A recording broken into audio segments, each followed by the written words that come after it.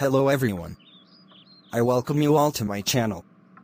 Today as we are about to discuss about the famous people. Before we start, if today is your first time here, kindly subscribe, like and share. First is George Washington. There may be no greater American than George Washington. Washington became the first United States president in 1789 with his unanimous victory in the first American election. He was also unanimously elected to a second term in 1793, the only president ever to garner 100% of the electoral votes. Washington was also the commander-in-chief of the First Continental Army that fought the British when the country was not yet established. His epic crossing of the Delaware River to recover New York City is still considered one of the greatest military moves in the history of warfare. At the time of the crossing, the British had taken Boston and New York.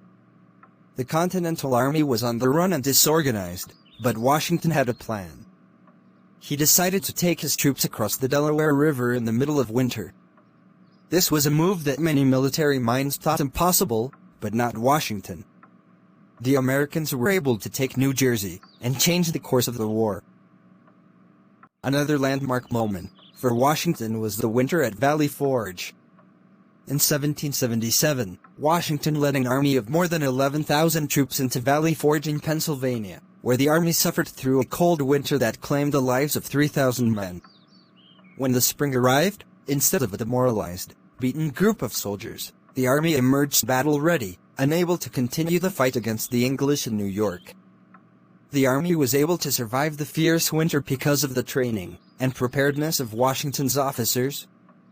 Washington earned the nickname, the Father of his country, because of his military intelligence and his concern for the people of the United States.